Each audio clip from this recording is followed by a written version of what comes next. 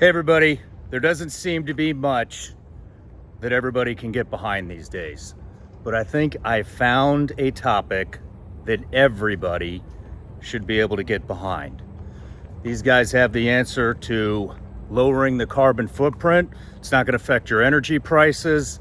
It's not anything to do with politics. It's just cleaning up where we live and making the air better to breathe. So, listen to this one with an open mind. Like I said, there's not many things that we can all get behind anymore these days. It doesn't seem like this would be one of them. Anyways, please leave us a review on iTunes and Spotify. I love you guys. Thank you for all the support. It's been amazing. I'll see you soon. Enjoy the show.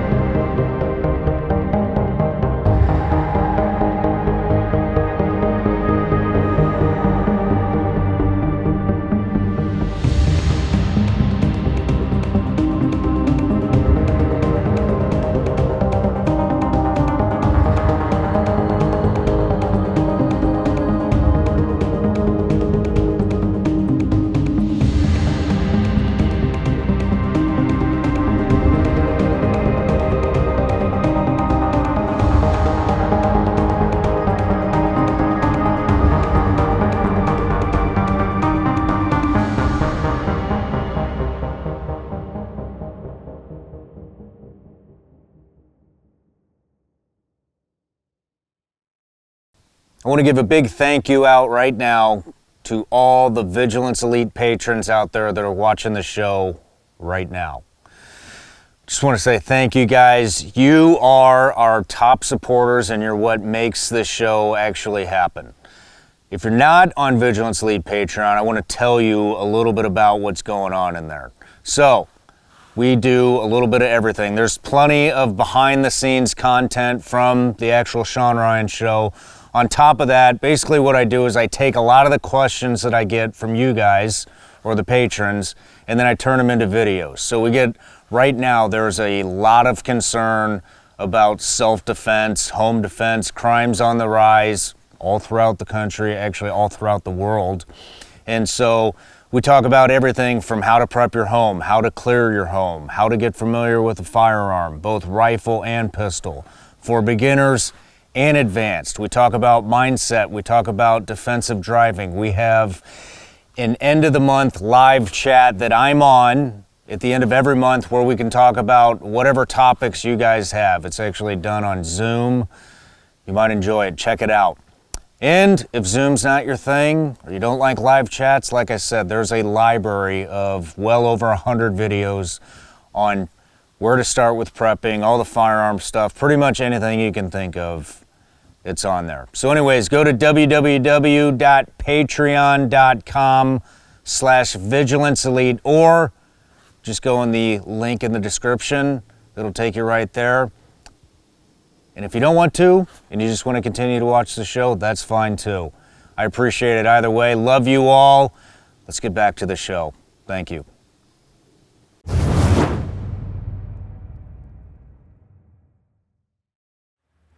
George Baker, welcome to the Shawn Ryan Show. Thank you for having me. Good morning. Good morning. So you're a scientist and you've been working on this project for 23 years?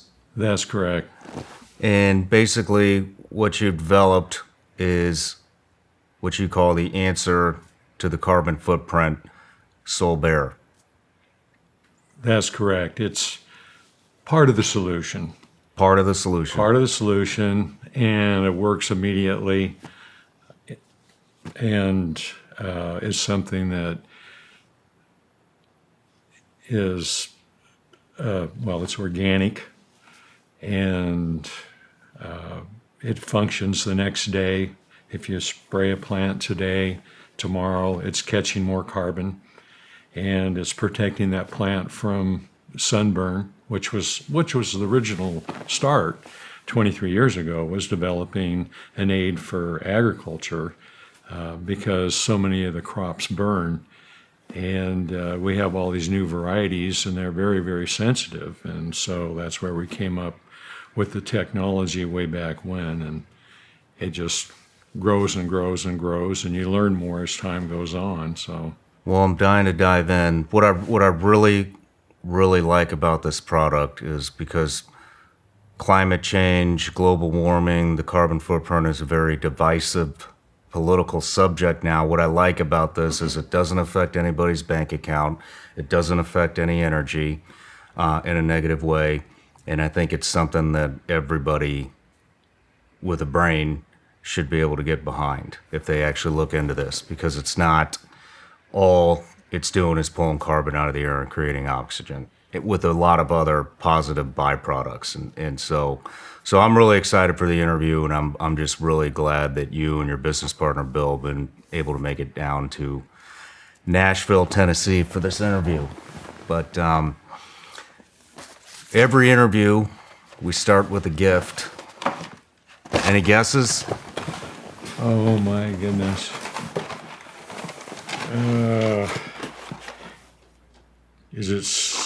My guess would be maybe it's something to eat. You're real hot. Oh my God. Look at this. That's right. Those are Vigilance Elite Gummy Bears, 100% made in the USA. Little snack for you on the way back home. Oh, thank you You're welcome. very much. These won't last long, I'll tell you that. My wife's addicted to gummy bears, I think. Yeah, so am I. You Thank should you. be too.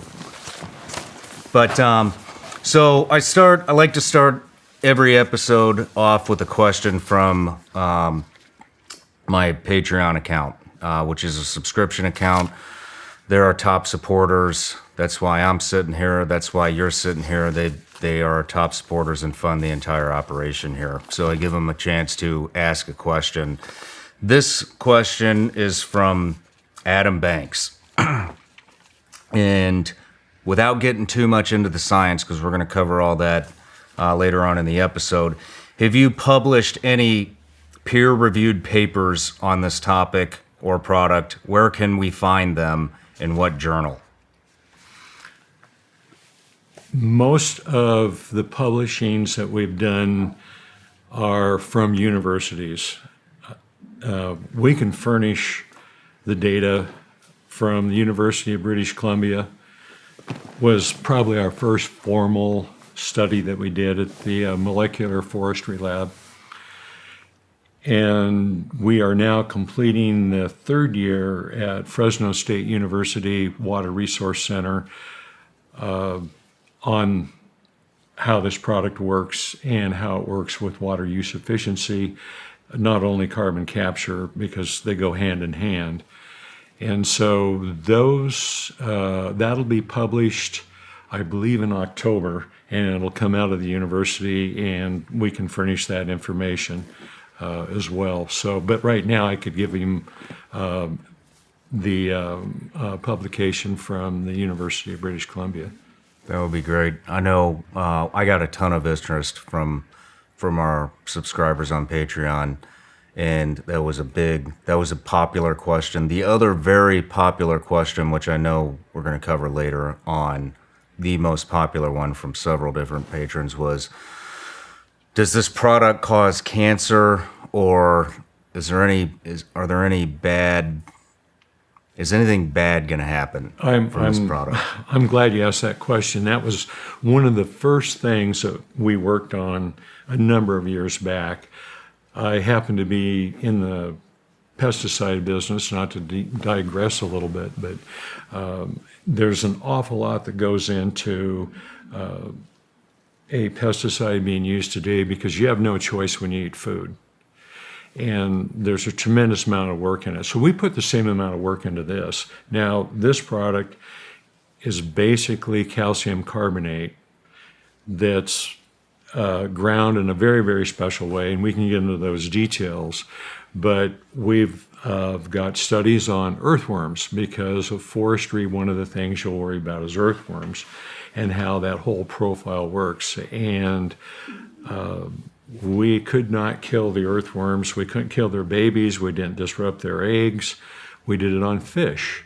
And that's another type of study you have to do, is how you affect fish and the birthing of fish and the eggs and so on and so forth. And we've done it on mice, we've done it on rabbits, we've done it on rats, and we have the whole profile.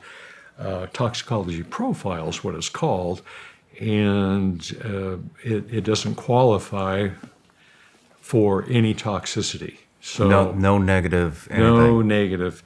And it's essentially what you have to have calcium, and that's what it is. I mean, we consume calcium through milk, taking a Tums is calcium, and so it's good for us. That's unbelievable that there are zero negative side effects from this. That's really excited. But so moving on, let's start to get into the science. Global warming, climate change, like I had mentioned, it's a very divisive, politicized topic. So as a scientist, without getting into any of the politics, can you give us a snapshot view of what global warming and or climate change, whatever we're calling it these days, can you give us a snapshot of what that is? I have a little video that I've given you that maybe you could play later on from NASA. But basically what happens, carbon dioxide is a good thing. But if we looked at the atmosphere real simply and said, okay, you have 21% oxygen, you have 78% nitrogen, we have 1% to deal with. Of that 1%, you have several gases that are in there. Carbon dioxide is the big player, a little carbon monoxide, a little methane, a little argon, a little hydrogen. The only thing that catches heat is anything with a carbon on it. And so carbon catches the sunlight. And so what we've done is, as we've used these fossil fuels, we've created this environment that's just above the area we live in the troposphere, of heating. And so that has a big play on climate change. Now, to the degree I'm not a climatologist, I'm an agriculturist. So, there's a difference there. I see it on the ground. I see a lot of things happening on the ground. I'm digressing a bit, but in California, it used to be foggy all the time between, let's say, Stockton and Bakersfield, and that would keep the heat out and the cool in. Now we have an extreme problem with dormancy, crops coming out of dormancy. And so we're using this product to help enhance dormancy. So it's a very important part of agriculture. And so the climate change, or what's occurring, is it's amazing to see it, and it's hard to keep track of it. I mean, last year we had freezing in Texas when they don't have freezing. Now, I drove through Texas last week, and there's hardly a cotton plant coming out of the ground on millions of acres because they're in a drought. Yeah. It just one thing to another thing. So when you say carbon catches sunlight, is that what you said? Carbon in our atmosphere, as the light rays come from the sun, carbon is the only thing that holds heat. Hydrogen won't hold heat, nitrogen doesn't hold heat, oxygen won't heat. You have to have a carbon molecule to hold the heat. And hence, as we put in more and more carbon into the air from fossil fuel, we're able to capture more heat. Okay. It's just a ratio. So when I listen to the news or anybody but a scientist talk about this, they're talking about rising temperatures. That's a big thing, right? It's getting hotter. I also see places getting colder, but so are you saying when they take these temperatures, are what altitude are we talking here? Is there a constant, or it's 98 degrees in Bakersfield right now every day, or is it a certain altitude that they're checking? NASA does, and I've looked at a lot of their reports. They'll do different layers of, at 10,000 feet, 20,000 feet. In agriculture, and for us people, we usually take it at ground zero, wherever that is. Most of the people live between sea level and 10,000 feet. In fact, the bulk of us live between sea level and 6,500 feet. So wherever your city's at or town's at, wherever the weather station's at, is usually right near the ground or about 10 feet up is where the temperature's taken. Okay. So is this all, when we're talking about climate change, global warming, rise in temperatures, is it all from carbon? Or, because I heard you mention methane gas too, and I've seen that in other news sources saying that cattle feces is contributing, or is that? I would blame it, or I would put the emphasis on carbon dioxide, CO2, over the methane. Methane has a short cycle compared to CO2. CO2 lasts hundreds of years in the environment, in the air, and it's a very stable gas. Methane can disintegrate or break apart between 3 and 7 years. And so it's kind of more of a short-term issue. It does catch heat, and people make a lot to do with it, but I'm more interested in CO2 because plants need it. Without CO2, we have no plants. In fact, half of the plant's weight is carbon, and it only comes from the air. So we need that CO2. It's pretty vital. Okay. And hence, that's what we get into what I do with the treatment on the plants. Do you have any facts, any hard facts that show, any examples that show what's been happening over the past, let's say, 50 years? Such as environmental facts? Yeah. Rise in temperatures, maybe more hurricanes, colder temperatures like Texas, more extreme winters, more extreme summers. Well, Texas is a extreme really weather. good example, again, as they had that tremendous freeze and all through the Midwest, but it really raised havoc in Texas because of the windmills, and they were dependent, and those things froze up. Now this year it's a drought. Mm-hmm. That's pretty extreme. And in Washington, which was just north of where I live in Oregon, we had an extremely hard late freeze, which is really unheard of, in the cherries. We lost probably half the production of cherries, a quarter production of the apples, and we've been growing apples and cherries there for 100 years, and so this is just this year. So we're seeing in agriculture around the world and in North America, things going to extremes. Do you have some type of a scientific explanation on how the carbon is influencing all these extreme weather patterns? Well, I do. I have funny little analogies, and hopefully people can appreciate that. But if, let's say that you want to go skiing, and you're going to go over the mountain pass to get up to the lodge, wherever you're at, our temperatures warmed up. They like to use, science likes to use Celsius.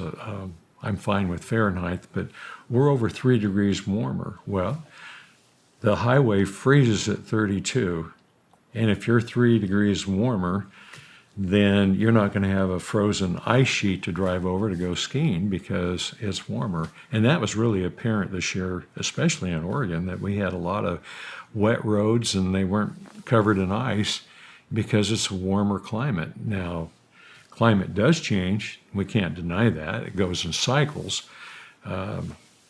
Most weather patterns seem to go in about a 20-year cycle.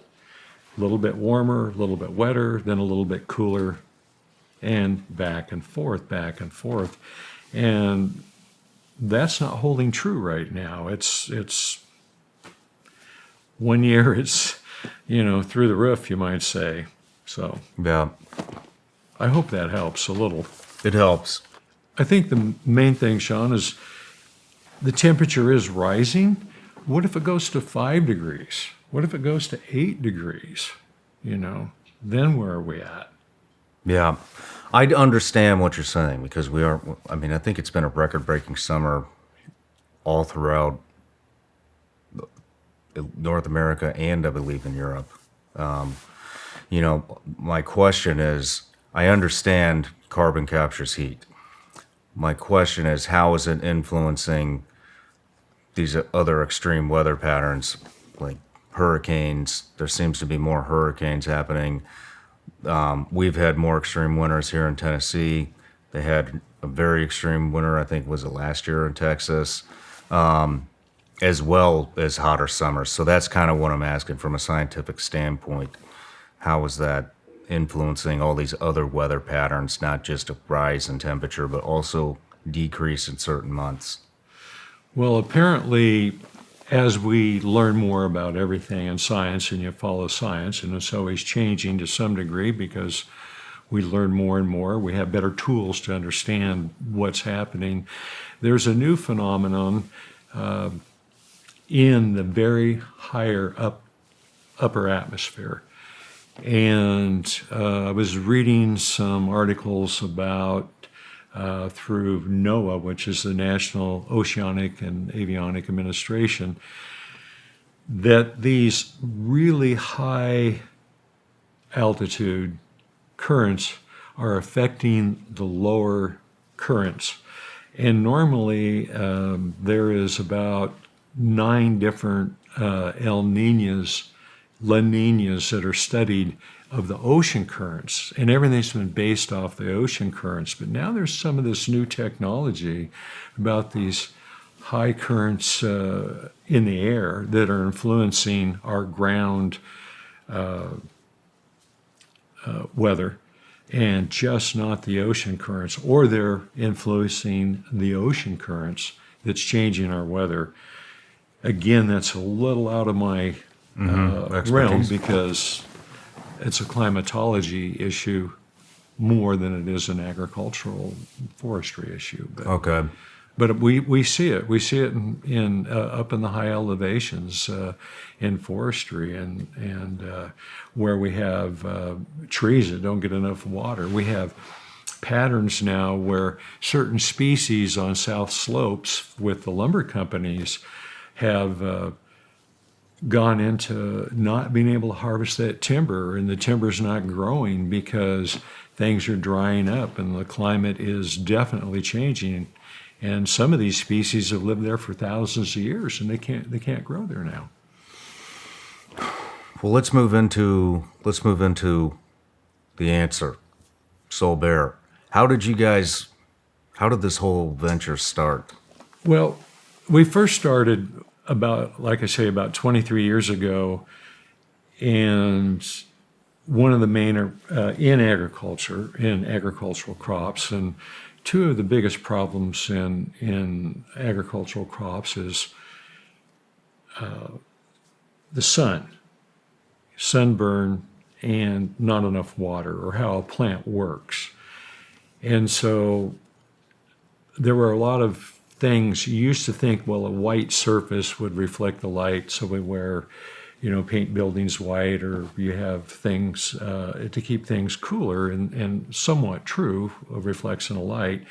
But we started looking into it and looking at crop yield versus different types of treatment.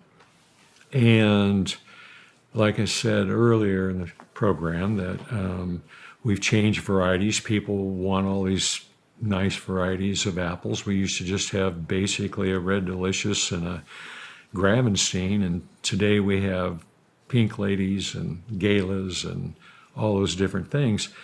And the same is true with the almonds and almost all agricultural crops, all the new sweet corn varieties, but plants grow optimally at 72 degrees Fahrenheit. That's their optimum production. That's where photosynthesis is at its optimum. It starts down about 45 and it shuts off just a little over 90, and it's kind of a bell curve. So we're optimum at 72. And if you keep the crop cooler and if you keep the crop working longer, which takes a lot more carbon to do that because plants are half carbon, that's where this technology came in. We started seeing different things over 20 years ago on these different treatments for sunburn. And you might say what we've developed is almost like the sunburn spray today. Instead of putting the old zinc oxide on, now we have these sprays that you can't see. And that's where technology has come that way. Well, it's come the same way in agriculture. Okay. So you don't have the white nose anymore, and our technology has changed quite a bit. I hope that answers the question somewhat. It is. Keep going.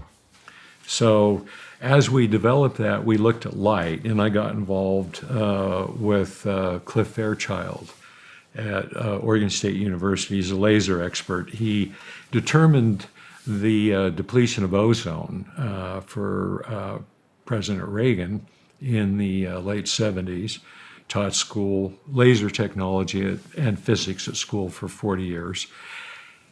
Got involved with Cliff through his son. His son was my banker, actually, Cliff Jr. And he said, Dad needs something to do, and he's an expert at lasers, and it looks like this might work for us to determine how the plant sees light. And that's very true. And so I started working with Cliff about 13, 14 years ago on really defining this product and looking at how this product really works. And so we use lasers to determine how it works. And the laser technology on how it affects a plant on the interior, there's a lot of science guys. The most renowned person is Dr. Wada in Japan. We're the only people that I know of in the world that use coatings and laser technology to enhance photosynthesis that enhances carbon capture. So, for us dummies in the audience, basically what this does, this solution or treatment that you've made, is you spray it on plants. It acts as some type of a sunscreen. It keeps the leaves at a certain temperature, under a certain temperature, which enables them to conduct photosynthesis for how much more time than normal? Our studies at Fresno State are showing us about 45 minutes to an hour in the morning as the sun becomes what they call solar noon. And then as the sun moves away from the east side of the plant to the west side of the plant, then it starts up about 15 to 20 minutes sooner. Okay. So you get this extended period of photosynthesis, which takes more carbon. Plants only get the carbon from the air. So they bring CO2 in, and so for every pound of CO2 they bring in, they put out 4 pounds of clean oxygen. And that's a good thing. But to explain how that plant works, plants only use 1% of the sunlight, and they throw away 99%. Okay. So of that 1%, they still try to narrow that down inside the plant. The plant has a layer of cells, they call it palisade, that's up and down, and then the bottom part of your leaf has all these little spongy chlorophyll molecules running around. And what Solbere does, and these treatments do, is as the sunlight moves to the leaf surface and then goes into the interior of the plant, we reach way more parts of the plant. and we reach more of the chlorophyll. Okay. And then you need more carbon. And so you take more carbon out of the air, put more oxygen back out. That's the waste product. We take oxygen in and we put carbon dioxide out. Plants do that too. The other thing that this does is plants do that at night. It slows that process at night because plants are more efficient with it. Okay. So, dumbing it down again for everybody, because a lot of people probably don't know what photosynthesis is. Photosynthesis is turning carbon into oxygen. So for 1 pound of carbon, a plant is turning 1 pound of carbon into 4 pounds of oxygen. Well, the plant takes in the carbon, Okay. and moisture, water comes up from the roots, and the H2O is split because the plant wants the hydrogen, and it puts the oxygen into the air. Now, oxygen weighs 44, carbon weighs 12. So for every carbon that comes in, there's several oxygens that go out. Okay. Does that make sense? It does. And we all like clean air. So the nice thing about this product, if we can get everybody on board, agriculture's on board already, but that you're going to put tons and tons and tons and tons of clean oxygen back into the air and capture tons and tons of carbon. Just naturally. I mean, you don't have to do anything. You spray it and it's done. That's what I love about this product. It's not cutting down on fuel. It's not making things more expensive. It's not changing what you drive. It's not doing any of that. It's just something that happens in the background that's positive for everybody on the planet, no matter how you look at it. Yeah, the technology to apply it's 50 years old or older. I mean, it's simple. It's the old KISS theory, Keep it simple, Keep stupid. it simple, stupid. So you brought some of the solution with you.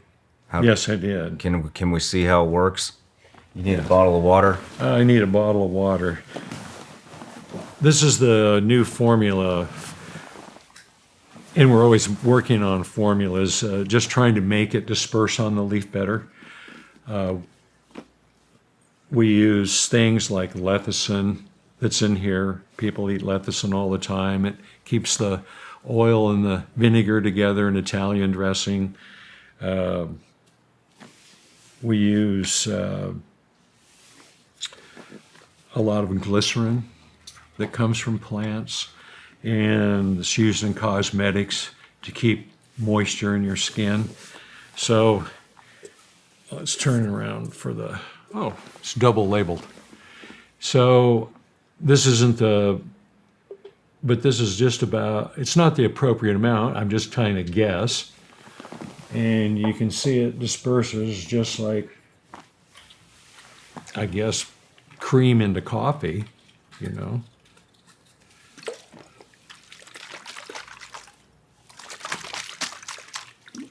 Mix it a little bit, and there it is. And that's it. That's it, and you just spray it. You can use a spray bottle. You can use a helicopter on forestry. There's thousands of different spray rigs. The technology is extremely well known and established, but that's it. So you take this solution, you spray it on a plant, and it does photosynthesis a couple more hours a day than it normally would. If you want to take a shot of it, it tastes like milk and magnesia. You first. Are you going to take a shot of that? I don't know. I can take a little. You want some ice? Would be. All right. Oh. Yes, we, to keep it as a good preservative, you can smell it. That's another thing that's natural in there, clove oil. Clove oil. Clove oil. It's a natural preservative. And for all these people that like that kind of thing, we do put a little ethanol in there for a preservative with the clove oil. It disperses the clove oil. All right. Yeah. So how would you get this out there? I've tried over the years to get it out there. Our government owns 250 million acres, roughly, of forests. They're the largest landowners, our government. And there's a lot of things coming down the pike, so to speak, of carbon taxes and cap and trade. And all I'd like to do is, if anybody could help us, have the Department of Forestry certify it for carbon capture. Then there's all kinds of companies that's called cap and trade, people that are producing products that put CO2 in the air, would like to offset that. And you see that now on carbon footprint when you fly on a plane. You'll see like Delta says this or United says this. This would be an excellent way. All I have to do is certify it. We have all the data for it. Mainstream agriculture accepts it and uses it. If we could spray the forest, we could start turning this thing around right away, because you're going to have the trees in the forest photosynthesize more. And it's just not 1 year. When you spray a tree, you're going to get a number of years of benefit out of it. Because during that season, and even in a dormant season, when the leaves are gone, it still works. And we have all the data to prove that on almonds from California and other trees. You're going to keep capturing more carbon. If your tree 1 year is 10 feet tall and you apply this and it grows 20%, and the trees that you don't apply it to, of course, they grow 1 foot, they're 11 foot, we're 12 foot. Then you've accelerated carbon capture for a whole nother year or 2 or 3 or 4 or 5 or 6 down the pike, down the road. Is this a one-time application? You can do it a one-time application and get a huge benefit from it, or you can do it year after year. So at a maximum, it would be once a year. Well, I'd say at a minimum, it would be once a year. At a minimum, for maybe spraying certain once a year. crops, Okay. and then a maximum for others. That's correct. Okay. How much, so the world is a big place, huge planet here. How much forest is going to need to be treated? How many plants would need to be treated before we actually see some kind of measurable decrease in carbon? You know, that's a very good question, and I would like to answer that if we sprayed the national forests, the 250 million acres, it would be like putting 250 million Teslas on the road that summer. Okay. I mean, so it's fairly quick. The atmosphere is a tremendous place. I mean, a tremendous weight. It's in gigatons, and I don't want to get into that. It just blows my mind on how much that atmosphere weighs, because you don't feel it right here, right? But we're going to put a lot of clean oxygen back into the air, and that's going to have an influence. So at 0.4% of CO2 in the air now, as it's rising, is having the influence it's having now. Can you imagine just shrinking that a little bit and adding a lot more oxygen? You know, so the effect, I think we have a few years for the effect to really be solid and really take place, but we got to get started on it. Okay. So did you say 250,000 acres of national forest? 250 million acres of national forest? Right. Is that U.S. forest? It's U.S. forest owned by, I guess, us or Uncle Sam, one of the two. Mm-hmm.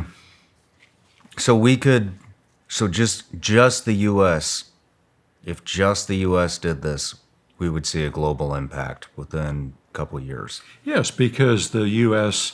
amounts to whatever percent the U.S. is, and I've seen maps where China's so much of the carbon and warming because of China, and the U.S. is a much smaller fraction, but still a big fraction, and we could change that. And just use the trees. The trees, one of the Roosevelts, and I always get mixed up which one, said it was the lungs of the earth. And that's true. Plants are the lungs of the earth. They get 50% of their weight from the air. They need that carbon. So let's just help them take more carbon in. It's real simple. We don't have to use rocket science or anything like that, or try to have waste products. I mean, what are we going to do with all those batteries, you know? So we put 250,000 million Teslas on the road. We're going to have 250 million batteries to deal with. Yeah. But not with trees, you know. And water use efficiency, a lot of people don't know that term. It's huge in agriculture and forestry, water use efficiency, because when we run short of water, what are you going to do? We can put this product on a plant. I don't care if it's a tomato, a Douglas fir tree, a maple tree, and cut 20% of the water that plant gets in and affect the growth zero. The growth will be the same. In fact, usually, and all of our research shows it, when we drop the water by 20% in the irrigated trials at the Water Use Technology Lab at Fresno State, we still outgain the fully watered plants by 3 or 4%. Wow. So, I mean, that's huge. So, you know, it's a good way to, if you don't capture more carbon because the forest is under stress in a particular region, at least you're going to save that tree's growth for that year so it can catch more carbon next year. Well, this sounds like this could also be the answer for some other things, maybe like world hunger. Oh, absolutely. Absolutely. When we look at this whole phenomena, we measure the growth that you see. But it's like when you spray a tree, you have girth, so you have more wood. University of British Columbia shows that more wood, but 40% of the plant is underground. So we have more or larger root systems, which takes more carbon, which makes water use efficiency better because the plant has more to gather from. So it would be like increasing, world hunger is a real issue, and it's like increasing the ground we grow crops on by 20% at a minimum. So this thing is like, you can correct me, I don't want to use any improper terminology, but so this is a sunscreen for plants, which helps them do photosynthesis more, which increases plant volume, both above and below the ground. So the root systems are basically expanding. So it's not actually taking less water. It just has more land to draw, more area to draw water from. It has more Am I area correct? to draw water from, and the plant will regulate itself. It also cools the plant. And when we do these scientific measurements, and we do a lot of them now, called albedo, and I won't get into that, but albedo basically is how that plant uses sunlight. And it uses a certain section. Light starts about 200 nanometers and goes way out to X-ray. But plants, and what we see for light, is a very small spectrum of that light. So it's known as nanometers, so 350 nanometers to about 850 nanometers are red. A rainbow is what the plants use, the light from a rainbow. That's what they use. And that light is really important on this water issue because that drives the plant for photosynthesis in that region. And that, when we make this material, I'm glad it's about empty. When we make this material, our focus is in that regional light, how we affect that regional light. We don't worry about X-ray and all that stuff, and we don't worry about the lower stuff.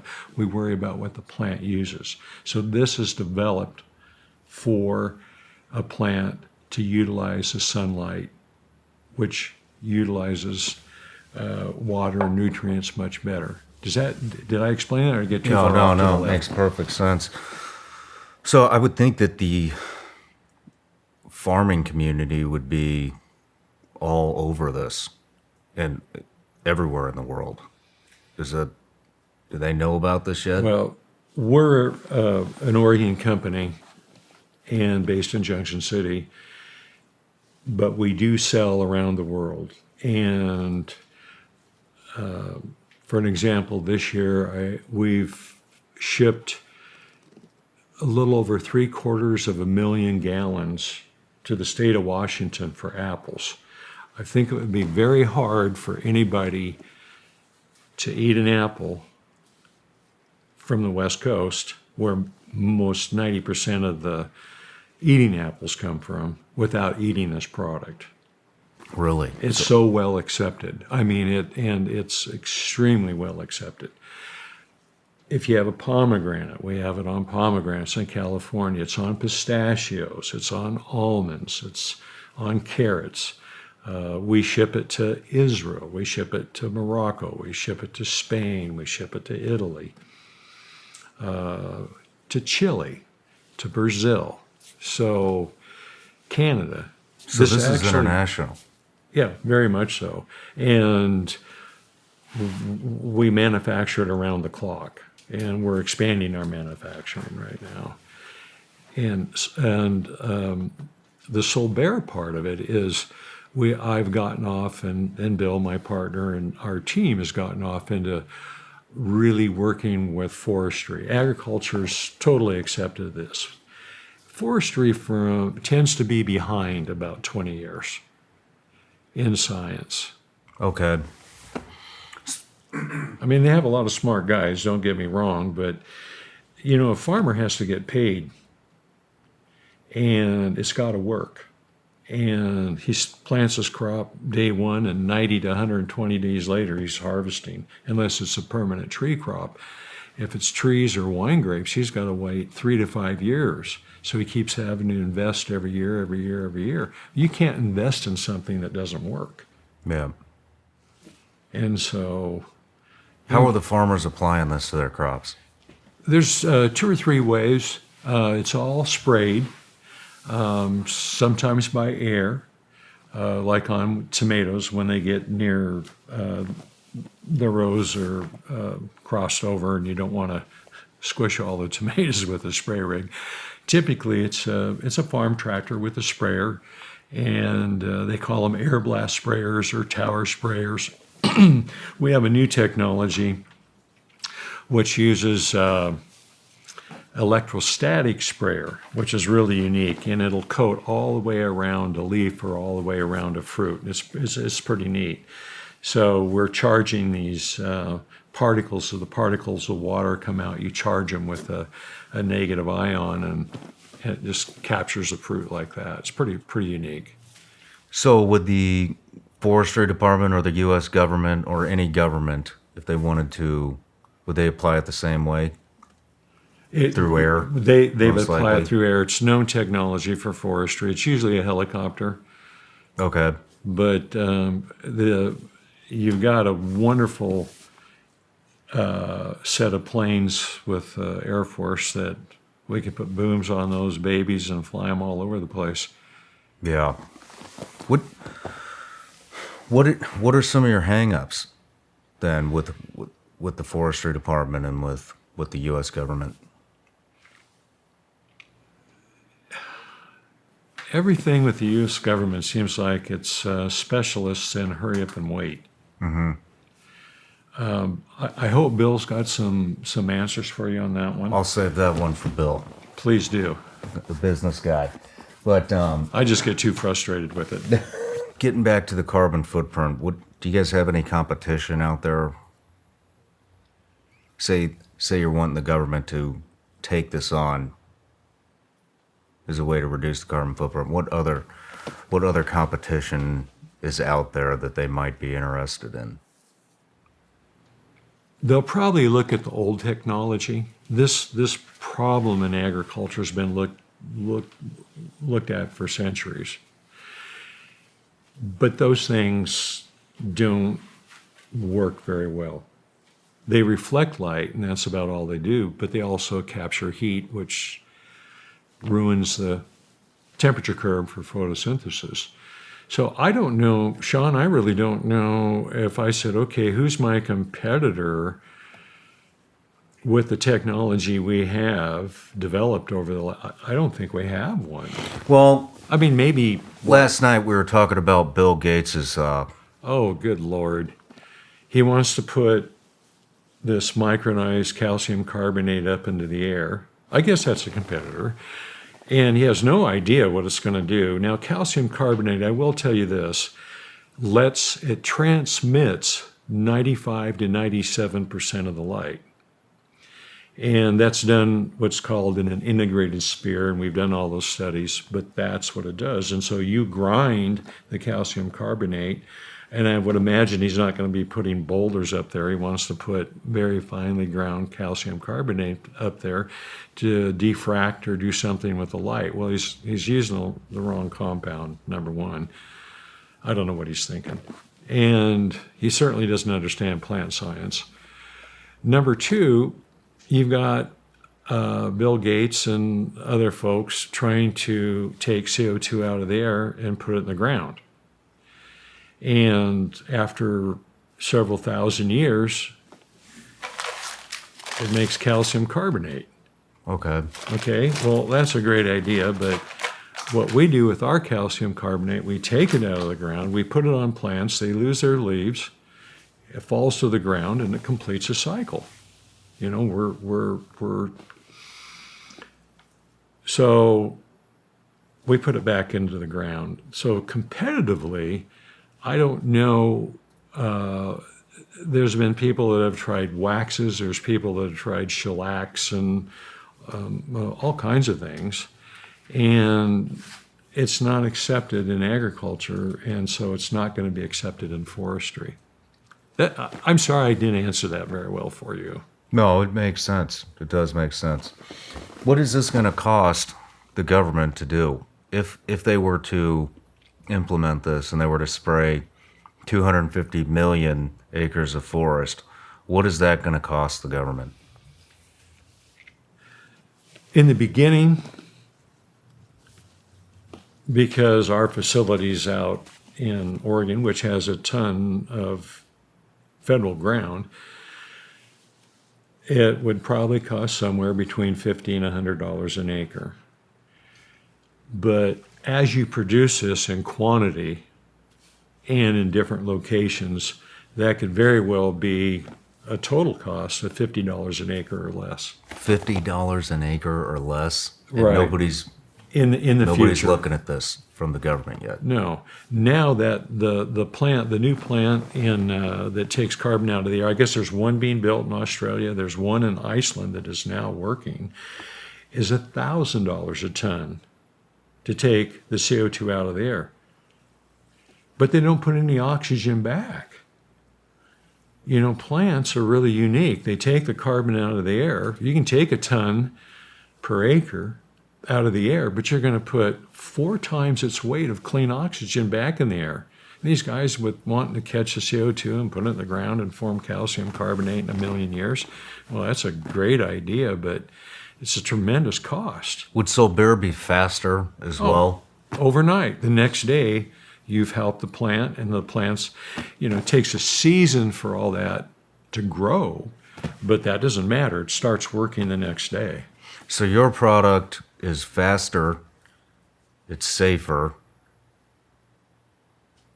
and it also has all these other extra benefits to it. Right. Comes from the earth, and we put it back And on it's the cheaper. earth. Yeah. And nobody's looking at it. Yeah. Calcium carbonate, the biggest use for calcium carbonate today is cement. And we have lots of it around. Yeah, we do. And calcium is one of the most abundant minerals in the earth. There's tons and tons and tons and tons and tons and tons. Would putting carbon into the ground with the Bill Gates method, would that be harmful in any way? I don't see it being harmful because carbon dioxide resides in the ground. And they do a lot of things in farming. To digress back on carbon capture, competitor, they're trying to do no-till farming all across the United States. The benefit of no-till farming is we don't erode our soils. But science is showing that it doesn't really capture a whole lot more carbon. So we don't really have a competitor. Back to the cost. You said possibly $50 an acre. Do you have an overall expense of if the government was to do this, what the cost would be? We spoke about it last night. Yeah, I think it would drive it. I think if we could get manufacturing equipment bigger and mine calcium, there's calcium all over the place, so we'll get closer to wherever we're going to be spraying it. Yeah, we could drive it way down. The most expensive part of our product right now, to be honest, is the freight. We grind this up in Canada. We use hydraulic or power generated from dams, and it's ground specially up there in Abbotsford, and then we truck it down to Junction City, Oregon, and manufacture it with water generated from the dams, and so the carbon footprint's really small. We want to kind of keep that up wherever we go. I guess what I'm getting at is last night at dinner we were talking about what would the overall expense be, and it came up, I believe it was $1 billion to $1.5 billion to treat all forests in the U.S. I'm terribly sorry. I missed the question. That's probably my age. No.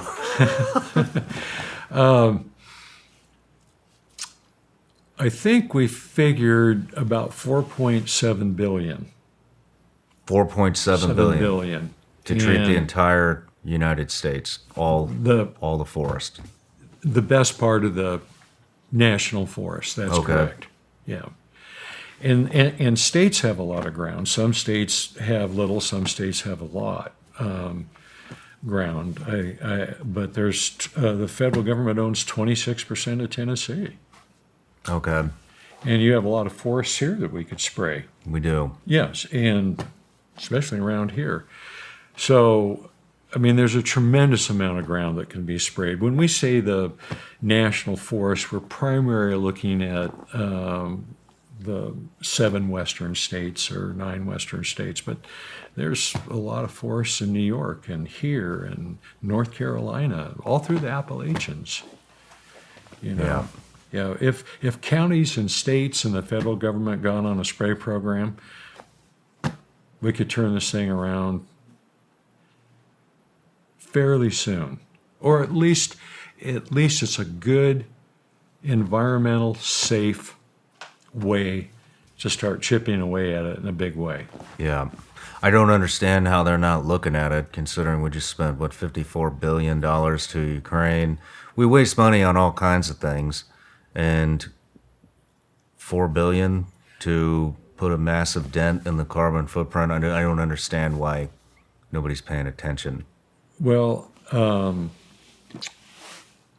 3 years ago today, I was at the U.S. Forest Service in Washington, D.C. with Bill's brother, Bob. Bob had arranged a meeting for us with the top manager, I guess you'd say, of the U.S. Forest Service. And we offered to work with them. Could we do experiments with you? Could we spray part of the forest? You have NASA, that's part of the government, that maps photosynthesis around the United States and with infrared. Very, very simple technology.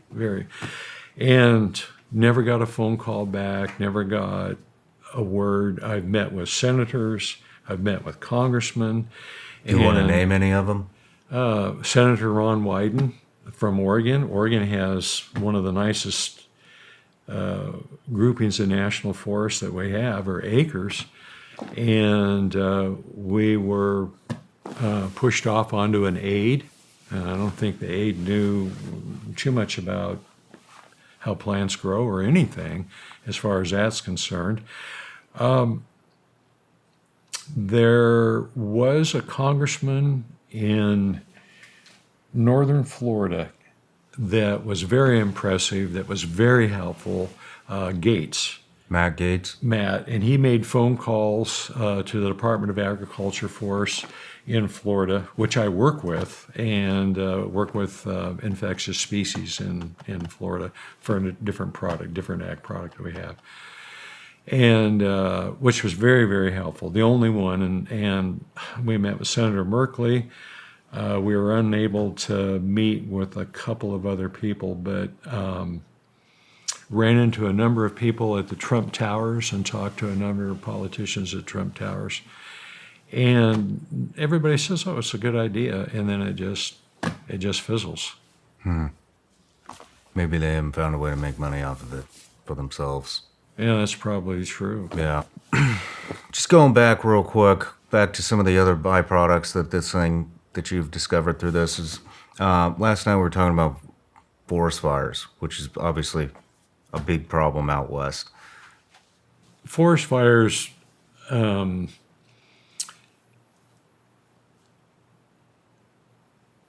really get going because trees are dried out or trees don't have enough water. And one of the things that happens when you spray this product on trees is they become more water use efficient and more fire resistant.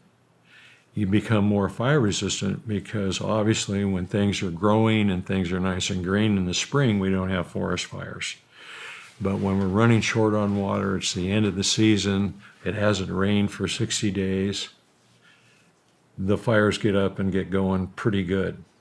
And this product can really help forestry with forest fires because essentially if you're helping preserve the water that the tree has to use, and like I say, you have a 20% give or take in there. So if you're short on rainfall, let's say you're short a few inches on rainfall, but you spray this product on, then you're not going to be short on rainfall. And this is, to the extreme. I mean, I would think California would be jumping all over this. I hear forest fires every year after year after year. I have friends who live out there. They're always evacuating out of California during forest fires.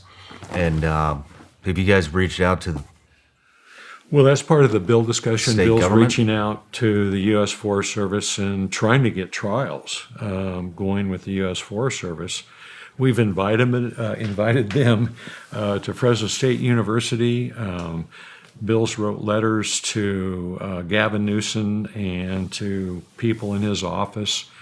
I can't tell you how many letters Bill has wrote to people in California and the government agencies, and it always falls on deaf ears. I don't believe we've got one answer back. I got a hold of a month ago the California Air Authority. I've had the receptionist gentleman call me back and try to route my call to another person. That person did call me back and was going to route me to somebody that was familiar with forestry and agriculture, and Nobody's it fell paying on deaf attention. ears. Nobody's called. Damn. And in the new climate bill, there's $4 billion for water use efficiency and to try to, how are we going to, if you spray this on every acre of ag ground, you'd save, it saves, let's put it in simple terms. And let's just talk about an ag crop, say tomatoes. We save 20% of the water a tomato uses, and you get the same yield. So the farmer's not hurt, it works for the farmer. It would save per acre 120,000 gallons of water per acre. Wow. There's 6 million acres of farm ground in California and 12.5 million acres of forestry. You're talking about saving jillions of gallons of water. But I don't understand the government So agencies. this could solve a water issue as well. Huge water. So we got reduced carbon footprint. We have faster plant growth. We have More food. more food. We have less forest fires. And What else we got? Well, you're going to reflect 5% of the sunlight back up in there, so you have cooler temperatures, because part of the sunlight, the part that heats, is the part I was explaining earlier. It's not this out here, it's from 850 to 200. Well, you're going to reflect 5% of that back up there. That's what calcium carbonate does. It's natural, it just has to do that. And that helps a little bit with the temperature gauge. Very interesting. Yeah. About 5, and all the oxygen you're going to put back in the air. Everybody likes clean air. I don't think anybody can dispute that. Yeah, I don't think so either. Are there any other byproducts, any positives coming out of this that we haven't mentioned yet? No, I think those 5 are the ones that we focus on and look at and form all of our questions and answers around, are those 5 things, depending on what part of the industry you're in. Well, I think we should take a short break, but when we come back, we'll talk to Bill, the business guy. Thank you so much Is for there letting me tell anything- my story. It's my pleasure. Is there anything else that we're missing before we take this break? No, maybe you'd like to take a hit off that like I did. All right. I'll do that on the break. Thank you. But my pleasure. Thanks for coming out. Thank you for your time. Cheers. Appreciate it.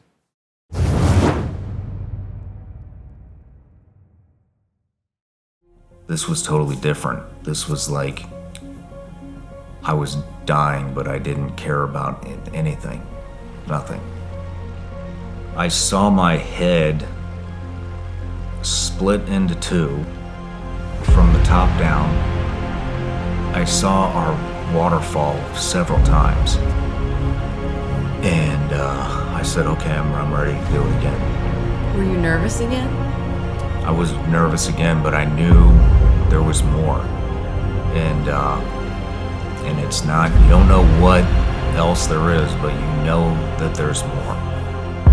Essentially, what's happening is you're entering this higher level of consciousness that you've not experienced before, and you don't want to come back. And I just started yelling at the top of my lungs. I was like, go in there! Go in there! Get in! And I knew what it was like to die.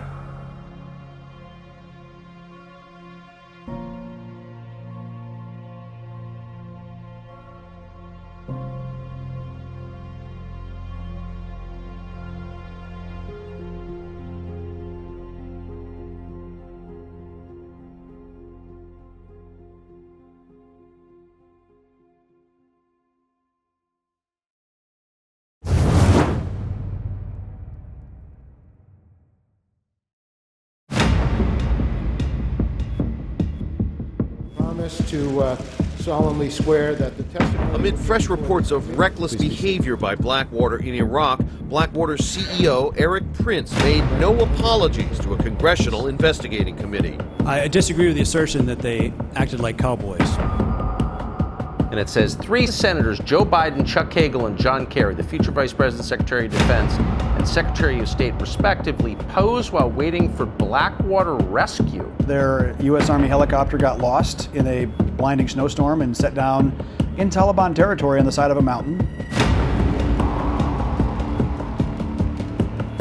Do not ever discount the Iranian influence on the Biden-Obama administration then, as there is now.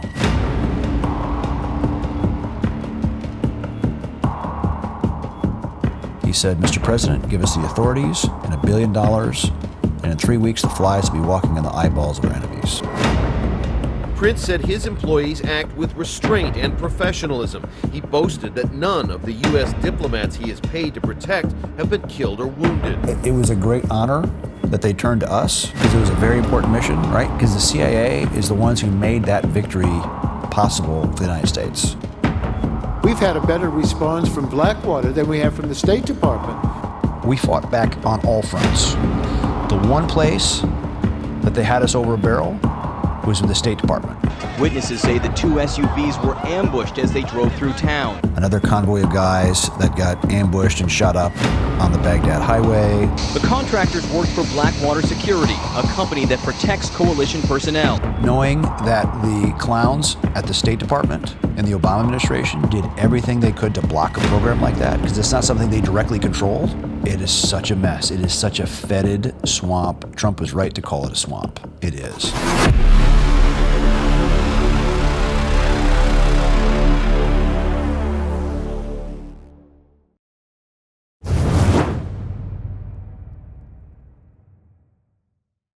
Bill, welcome to the show. Thanks for having me, Shawn. You're welcome. So, you're the business brains behind the whole project, correct?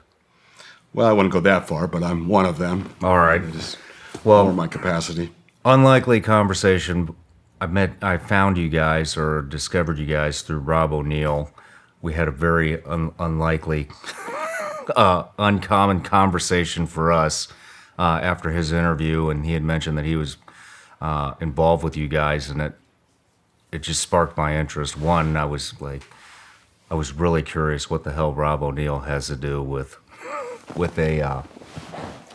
this whole thing, not being in that realm at all, and then two, obviously what it's actually doing, really caught my interest. So I just want to thank you again for coming out to tell us about it. But as far as the global warming, climate change debate, where do you kind of stand on that? Well, Shawn, that's a good question, and George discussed some of this, but the fact of the matter is the planet is getting warmer. And we know that because we have the government and other entities have recorded the global temperatures dating back some 150 years. And for example, we could find out what was the temperature in Nashville on September 12th, 1899. They have that figure. And so the numbers don't lie.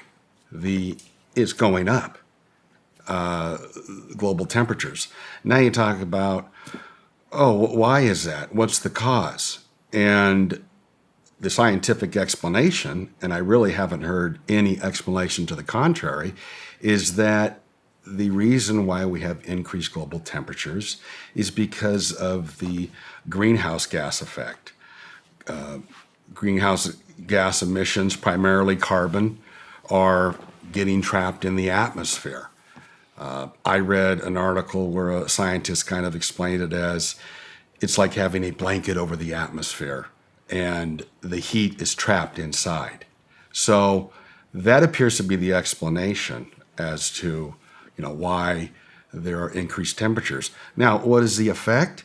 You're probably getting a lot of debate on that, but we do know this, that 2016 and 2020, those years are the warmest years on record ever. You had in London, just this past June or July, it hit 104 degrees. Yeah. It had never been 104 degrees. You have, even in Oregon, where George is from, last June, they had record temperatures in Eugene and Portland, 115, 120 degrees. Yeah. The last 7 Julys are the hottest on record. So you can argue about, why is that the case? What was the cause? But those are some pretty scary facts and figures that we have to deal with as a society. I'm with you. The argument, unfortunately, the argument is, well, what about the record cold winters, and what about all these other changes that are happening, and it just gets tricky for somebody that's not a scientist or not involved with somebody like George who knows what the hell they're talking about. It seems like nowadays you can pull facts any way you want the narrative to go. And so I wish somebody could explain more on, I do agree with you. We are getting, I don't even have to agree with you. The science is there. The summers are becoming hotter. I think you said, you mentioned that 2016 and 2022. And 2020 are the warmest years on record. And that's not an opinion. You can't. That's a fact. You can't argue that. I think the argument is, well, climate's been changing for millions of years, but with that being said, the way I like to think about it is probably way out there, but if you run your car in your garage with the door closed, then you're going to die. And so, because that doesn't have anywhere those emissions have nowhere to escape to. Well, the world, is a big garage. We're all driving around in it, and this carbon isn't going anywhere. It's not just floating off into space and leaving. It's hanging out, and there's more and more and more being produced, and we're not taking care of the situation. And whether that's leading to climate change, whatever it is leading to, it's not fucking good for us. And so that's what I really like about your product is it's just cleaning the atmosphere. Yeah, we got to, as a country, get on the same page here. Whether you are in favor of green technology or whether you believe fossil fuels are getting a bad rap, there's a common ground there. Yeah. And, a lot of people are not ready to say, well, let's just, shut down energy right now and replace it with renewable energy. They're not ready for that. But capturing carbon, trying to get a little better balance with nature, who's not for that? Yeah. So I wouldn't think anybody would not be in that. It's a bipartisan approach, I believe. Yeah. As you've said. What have you heard about this rock that they just found in the river in Germany? I did hear about that. I'm probably not telling the story right, but yes, it was literally just a few days ago, I think, or a week ago. There is a huge boulder in a river in Germany, and apparently they were noting that in 2018 the level of the water in that river had got to a point where 1616. Yeah. Wasn't the year 1616? There was etched on the stone or the boulder in 1616. Yeah, that said something along the lines of, if you see me, weep for me. And so, Lake Mead's the largest reservoir in this country, and it is currently at 27% capacity. It's the lowest level since it was constructed as part of the Hoover Dam back in the 30s. Wow. So there's a lot of evidence out there. Well, what's great about this product is it literally does not affect anybody's life in a negative way. It doesn't. You're not going to be charged more for fuel prices. You're not going to be forced to buy an electric vehicle. You're not going to any of that. It's just cleaning the air. And so I think that's something that everybody can get behind. But as the business guy, maybe you're a little more familiar with some of the numbers, but what's the least amount of land mass that would need to be treated in order to make a pretty substantial impact, a measurable impact of decreasing the carbon footprint? What would that look like? Well, I look at it as, all right, we have the assets available to us. We have the infrastructure, trees. That's the carbon technology that is not being used. And there's a lot of trees out there, Shawn. You've got 750 million acres in this country. And of that, about 56 to 58% is privately owned. But the rest is owned by the public, local, state, federal government. I think George mentioned that the federal government owns about 250 million acres. And if it were to cost, as George mentioned, in the neighborhood of $50 per acre, I'm just doing the math now, I think that would be 50 times 250 would be 1.25 billion. Okay? That seems like kind of a pittance. Yeah. When you consider that the budget for the Department of Forestry alone for 2022 is 8.5 billion. And you have another 131 billion, I believe, in discretionary funding. So that doesn't totally answer your question. But if we were to spray, we should spray all 250 million acres. But if we sprayed even 10% of the federal lands, which would be 25 million acres, you would put a good dent in the emissions that are generated by people in the United States. Yeah. That's the other thing that really fascinates me is because, I don't read much on global warming and or climate change or anything.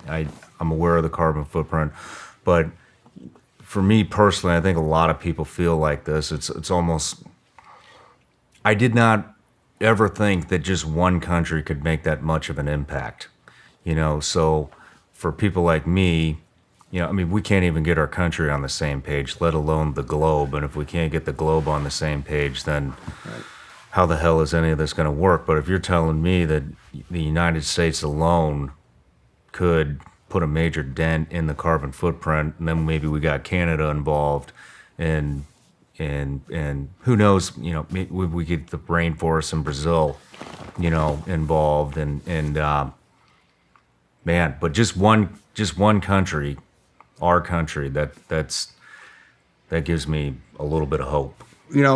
Shawn, it would snowball. Once you've done, say, this kind of project, you would see the results. And, I liken this to the vaccine for COVID. When we developed that here, we didn't just hoard it. We shared that with the world. Yeah. And, if the rest of the world saw what we are doing in this country, and as you say, who can really object to cleaning up the air? I think that it would catch on in Canada and elsewhere. Yeah, in the cost, it's practical. All things considering that we spend money on is practically nothing. We spent $54 billion to Ukraine. That's not even our country. I can't remember how much the inflation's reduction package was. Was it? Do you remember how much that was? It's a lot, and I don't know how many billions. Yeah, I think it was 400 or 500 billion. Yeah, but they have 1.5 billion to reduce the carbon footprint. Well, Shawn, are you any worse for the wear? Let's say we sprayed 250 million acres. Yeah. Okay, and it costs $1.5 billion.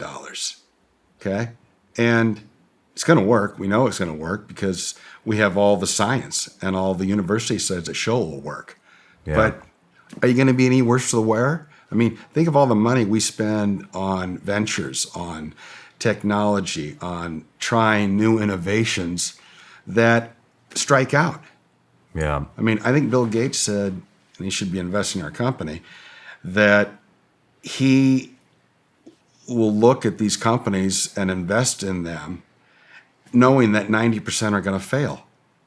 And so there is a lot of reason for the government to try it on a large scale. Yeah. They have the budget. Yeah. Well, they have the assets. It's a real solution to an ongoing debate that never seems to end. And I hope they do, but so moving on, how long, say we did treat all 250 million acres of national forest here in the U.S., how long would it take before we start seeing a measurable difference in the carbon footprint? Well, you're not going to see it tomorrow. The beautiful thing is, the Department of Forestry, they work with NASA. And so if you sprayed, a certain number of acres, they've got these infrareds and the satellite and everything else. And it can tell you, oh, this is extended photosynthesis, this much longer. They have that data available. And within a few months, you can now measure how much more water retention have we seen in trees, how much additional carbon has been sequestered. And so, to answer your question, it's not going to happen overnight. You will see that it's working overnight. But, in a year, I mean, if it, like it's worked in agriculture, you're seeing 15, 20% growth rate. And so a year after it's sprayed, you will see an appreciable difference. And now you move into year 2 and year 3, so remove a lot of carbon. So plants that are being treated are growing 15 to 20% larger. Yeah, we would expect, I mean, it's going to vary depending on the species, depending on the location, but overall, you're going to see that kind of a growth rate. And bigger trees equal more carbon sequestration. You guys had a video of a Christmas tree farm, I believe. I want to throw that up. Do you want to talk about it first? Yeah. Let me set that up a little bit, because you had asked George about what are the other benefits of Solbere, and he talked about, the water use efficiency component. That alone, people should be jumping all over. Yeah. Private and public sector. And the wildfire mitigation component. I mean, this has been an evolving time for us in the company. And so moving into forestry now as an answer to really helping mankind with the problems we face going forward with global warming. So we do these various tests and university studies. And so George's brother was working with some of these Christmas tree vendors, and, they want to have a bigger Christmas tree, spray it, and, cut it down 2 years later, and it's bigger than the untreated. Anyway, George's brother had this Christmas tree, and it was in his house, and after Christmas, he set it aside, and he kept it outside. And we know when that Christmas tree had been cut, as it shows in the video, it had been cut 77 days earlier when we filmed this video. And 77 days? Yeah. So here's, you can imagine, I know when I put my Christmas tree out on January 1, and a few days later, it's not looking so good. Yeah. So here's George holding this Christmas tree, and I think it was a 6-foot noble. But anyway, it looked like it had just been cut the day before. And he's out there with this Christmas tree farmer, and he's holding it next to, trees in the ground, Christmas trees. And you really couldn't tell much, if any, difference between, the living tree in the ground versus the one that had been cut 77 days earlier. So, that was further validation that, wow, the water retention that trees have as a result of this product is huge from a wildfire mitigation standpoint. Yeah. I want to play that video real quick. In 2020, the west coast of the United States was on fire. Oregon wildfires burned over 1.1 million acres and destroyed 4,000 homes. California was hit even harder, with over 4 million acres burned and over 30 lives lost. The unprecedented 2020 wildfires were fueled by climate change. And with steadily rising global temperatures, future wildfires are predicted to increase in magnitude each year. This has driven horticultural scientist George Baker to work tirelessly, creating a solution that will help save us from the devastation we saw in 2020. George has spent years researching and perfecting his product, Solbere. This nature-based solution makes trees healthier by significantly increasing water retention. Healthier trees are a weapon against the raging forest fires that continue to grow. It's designed to diffract the light and to split the light into 2 rays, so it softens the light that touches the tree. I think that's a big key. Kirk Stroda, a Christmas tree grower, applied Solbere to his trees in May and August of 2020. On February 5th, he compared a noble fir that was cut 77 days earlier on November 18th with trees that remain uncut on his lot. The results are astounding. So you got 2 trees. You got one that's growing out of the ground, and you can see that it almost looks the same. I don't think there's any difference between the tree that's still alive and the tree that's been cut for 2 months. Several aspects are very important about that. Water retention, so they're more sunburn resistant. They're more fire resistant if it was in the forest. The trees just seemed to look healthier. We had a hot, dry summer, and with the smoke and everything, we didn't see the stress going into fall like we normally do on trees. This scientific phenomenon maximizes plant protection through increased water retention. By treating our forests with Solbere, wildfires will be less intense and more controllable in the near future. Please visit our website at solbere.com for more information regarding this revolutionary product.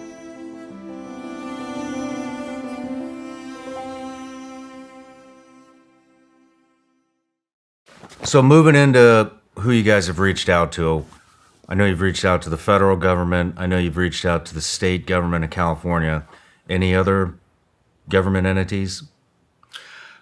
Well, that about covers it. I mean, it's been a frustrating process. You know, as George mentioned, going back, he and another owner had visited with, some Trump administration officials, and that didn't get the traction we had hoped.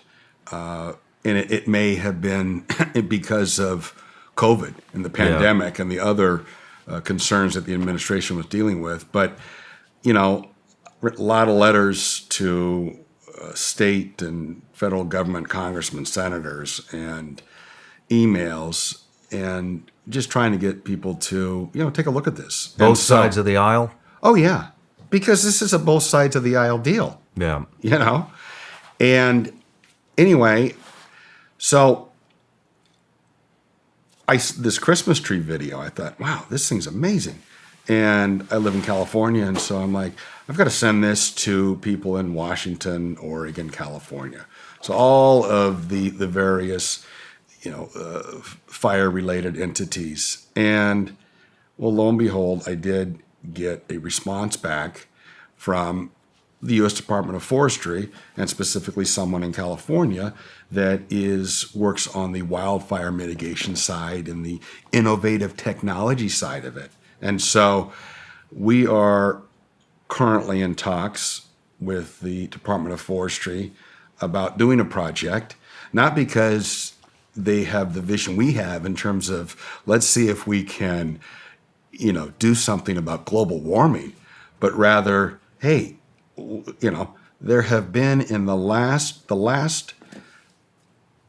since 2018, the 8 largest fires on record in California. We've had the 8 largest fires on record since 2018 in California. And so since when? If you take a look at 2018, did you say? If you look up on the USDA website, the 20 largest fires in the history of California, you will see that the top 8 have occurred since 2018. Now, that doesn't mean that somebody didn't forget to put out his campfire, but it's because vegetation is dry. But it wouldn't have spread that far. Right. Yeah, I could see somebody making that argument, well, a lot of these are started by man. Yeah, but they can't be contained. Right. The containment issue would be a lot easier to control if they were using your product. Yeah. So this person from the USDA, finally somebody looked at like this Christmas tree video and it's like, wow, that's pretty interesting. And so we're in talks, and I'm optimistic that we will get a project done. And he wants to use it for purposes of trying to mitigate or prevent, fire spread in the future. Makes perfect sense. And it's a no-brainer in California. You get a 2-for-1. You're going to get bigger trees, and they're going to be more resistant to fire. So I think we'll get a project done. And when we get a project done, whether it be on a small scale or something larger, there's going to be a lot of data that the federal government will have available to them. And that really could, the company could really take off then. What about the private sector? I have zero confidence in the federal government. None at all. I think they're completely incompetent. What about the private sector? Say 75% of the farming community were to use this. Would that reduce the carbon footprint, or private forests? Well, here's the problem with that. And, I'm more locked into kind of the forestry, and I understand that it has been a transition from agriculture to forestry and science. And, you can test on tomatoes and get a result in 6 months, less than that, because it turns over. So now you have the private sector, which is 58% of this 750 million trees, 750 million acres of trees. And so, they are not growing those trees just to look at them. They want to cut them down and harvest them. And there's different harvest cycles, be it 20, 30, 40 years. And so there has been interest in terms of, hey, it takes me, I'd like to get a 30 or 40 year cycle knocked down 5 years. I don't make a lot of money. I don't understand how you guys didn't fly here on a private jet. There's just so many benefits to this thing, I didn't even think about the lumber. Yeah, but hold on. Here's the story. So they're looking at it, which, is not how the company is looking at it. We would prefer the trees to stay there. But what incentive does the private forest owner have? Well, they have one incentive that if I cut a tree down every 40 years and I could reduce that to 35 years, we'll say, but have the same yield, that's great. Yeah. Now, what we've got to do, I think the federal government, who you don't have a lot of confidence in, and do you? Well, more than I'm me. hopeful. All right. It moves too slow. Yes, don't get us going down politics.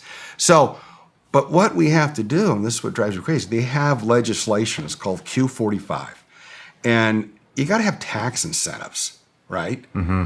And what they have, and this is for the energy sector, is there is legislation, it's called Q45, that if you sequester carbon, and it's verified, then we will give you a tax credit, Exxon, whomever. Okay, but the way it has to be, it's got to go in the ground.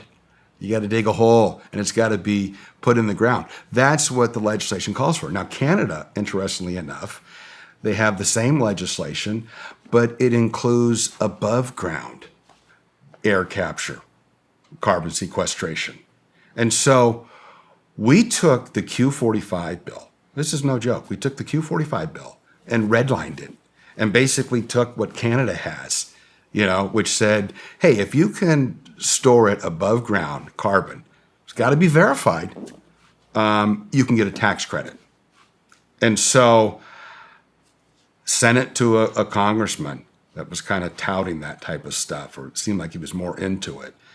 And we did get a response, but no action. It's like, why isn't that just introduced? Okay, we have current legislation that's all about underground. Why not do what Canada did? And we'll see if anyone is able to pull this off. But that would then, going back to private industry, you would say, look, if you can verify additional carbon sequestration, you will get a tax credit. So it would give them incentive to do it. And that should be done. Yeah. How long has it been since you started that conversation? That was probably a year ago, year and a half ago. And, everybody wants to blame COVID. And so I don't know, maybe that is the reason why, but hopefully we are kind of over the hump on the COVID thing. And now there seems to be a shift again to, okay, what are the problems facing the country? And I don't need to list those, but, climate's pretty high on the list. And so we need to revisit all of that. Yeah. Have you guys reached out to any foreign governments? No, we have our hands full right here, Shawn. Yeah. But why not? I'm just curious. Yeah. Well, you can only do so much, working with the universities, although that is in Canada. And we have focused on the U.S. market right now. I mean, we need to get a little more traction here. Mm-hmm. But if that falls if Canada, by the wayside. If Canada has that legislation where they're going to get a tax credit for using Yep. They will get a tax credit for using your product, correct? Yes. Is that starting to happen?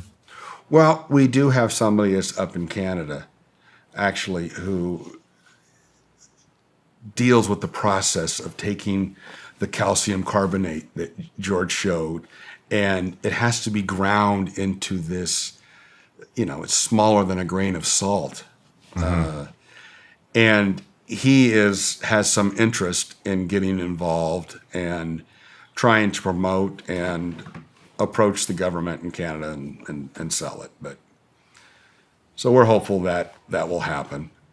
But right now, that's not on our radar. Okay. We need you need more funding. You need more help. You need more awareness. I'm just asking because if you're running into brick walls with state and federal government here in the country, I mean, it seems like just if the United States can make that big of an impact, there are a lot of countries in the world that have a lot of land mass, and I would think South America would be a great one. It would be. Yeah, you're right. Yeah, but who else can purchase this? I mean, there's so many benefits. The farming, the carbon footprint, the water issue, lumber. I mean, there's so many benefits. Can anybody purchase this, or does it need to be sold on a mass scale, or how does that work? Could I go to you and buy this? Yes, and 20% off for you if you do this next week. Shawn Ryan. But no, it's available. You go to the website and, you contact us, whether you need it for a gallon or two or have a small project, it's available. And we would love to get it out there and get it used. Are you getting private people? There have been private people, on a small scale. I mean, nothing, huge at this point, but more and more people are finding out about it and showing interest. Last night at dinner, you had mentioned something with Cory Booker. Right. Cory Booker, and this was a few years ago. And I was just thinking about that as we drove up to dinner the other day. And he had proposed, we should plant 500 billion trees. That would be the answer. Okay. And so, I was thinking about that, and I'm all for planting more trees. That sounds great to me. Now, we have in this country about 300 billion trees. So I am assuming he's talking about around the world. I don't know where he's going to put all these, okay? That is great. Problem is you put a 1-year-old seedling in the ground, and now, we need to wait 20 years to really have it work. But it could be a good insurance policy, if you will, in the event that green technology, doesn't pan out like we all hope it does. I mean, if we're not carbon neutral in 2035 or 2050. But I'll tell you, now that I think about it, we should work with Booker and, plant trees. But what they should do is you got to dip them in Solbere. Cost about 0.5 cent to do that. And we know, because we have done studies through the University of British Columbia, one of the problems with seedlings is you're going to have a mortality rate. You stick them in the ground, and for whatever reason, too hot, too cold, you're going to have, 30%. You get differing numbers, but they don't all make it. Yeah. So the ones treated with Solbere, though, we'll cut that mortality rate right in half. Okay, so that's big on an economic scale.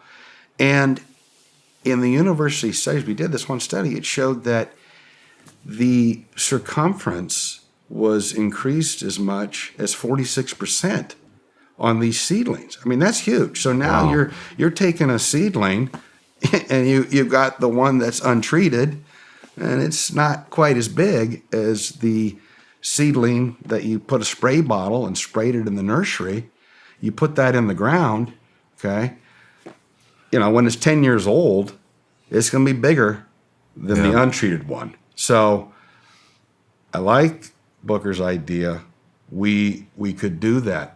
The other thing, though, if you spray the current forestry you have, spray it this year, you spray it next year, you spray it the year after, in terms of the overall growth rate and the carbon that you would capture, you could, you know, take care of a couple 100 billion of Cory Booker's trees right there. Yeah. So, how often do you have to spray this? How often would you have to use the solution to treat the plants or the trees? well, George would be the best to answer that, but you know, you want to, I think, do it at least annually. Annually? Yeah. I mean, you can do it once, and you're going to have, you know, I can't speak to agriculture, but to forestry, you're going to see an impact with even one spray, because it will have grown, be it 10 or 15 or 20% more than it otherwise would have. And so you have that going forward. Would there now, be benefit? Do you spray it again? Would there be benefit in doing it every quarter, every 6 months, more than once a year? Well, let's put it this way: there wouldn't be any harm in doing that, and that's part of, on a larger scale, you know, doing tests on mature forestry and perfecting the science and what you get. There's so many factors. It's like, you know, is it on the west side or the east side, and you know how it's going to impact specific species. But it's better than doing nothing. Yeah. And it doesn't cost much, Shawn. Yeah. What are some of your, what would you say your major hang-ups are? Personally or the company? The company.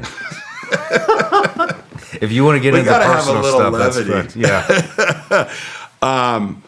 You know, I think it is, you know, getting government to want to get behind this, to look into it. I mean, everybody, you know, touts their horn, you know, we need climate change and let's have legislation. Well, okay, let's see some action, okay? Yeah. What is out there? And it's like dealing with the person from the forestry department that is in the wildfire mitigation department. He is interested because he's into innovation. And we've got to find other methods if you believe, or if you would like to see the global warming level off and perhaps go down and return carbon levels to the 1960s level. We got to try something different. And we have the best technology out there to make that happen. And so the frustration is getting government to try it and to move it forward. Yeah.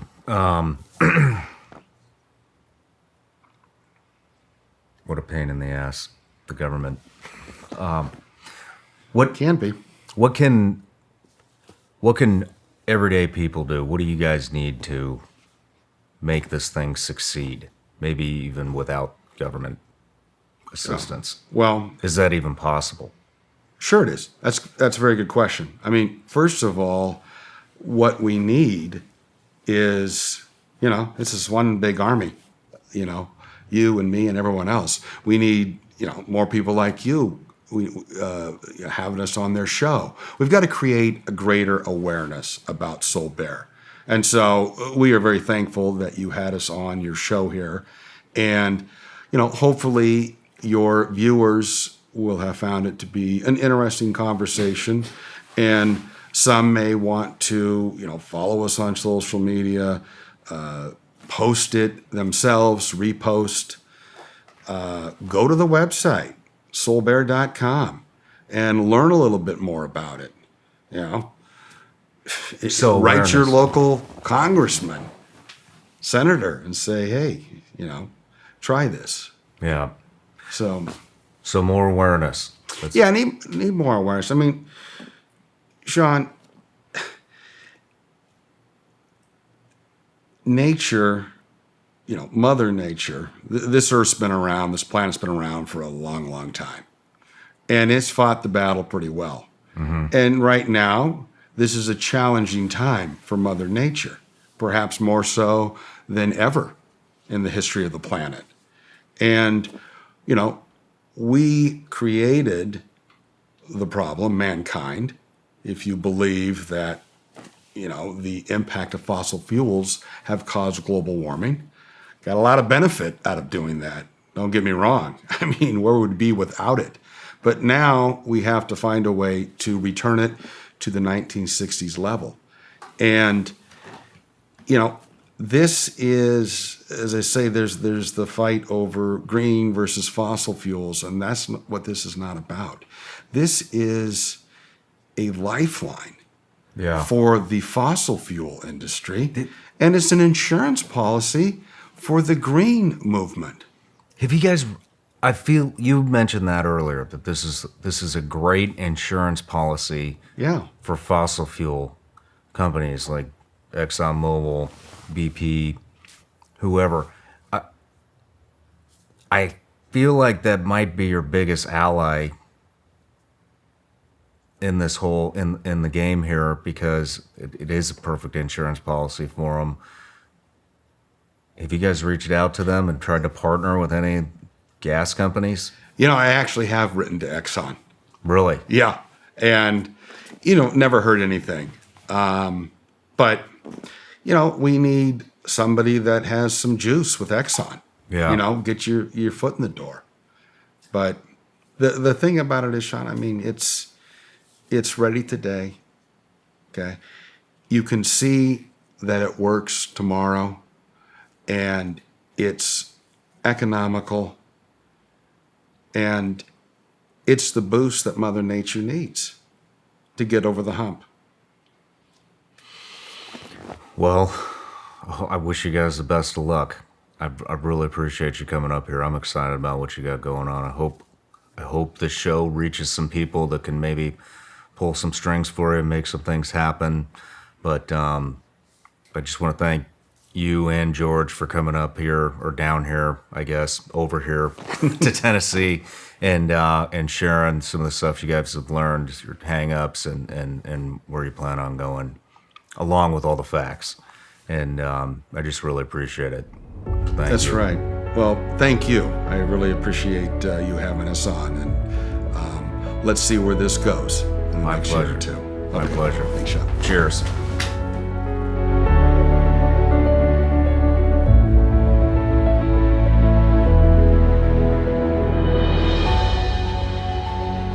Hey everybody, I'm Shawn Ryan. Click here to subscribe to the Shawn Ryan Show YouTube channel for the hottest and most compelling interviews that you will not see anywhere else. I've also made a playlist of all the previous SRS episodes, so they're easy to find. You can find that right here.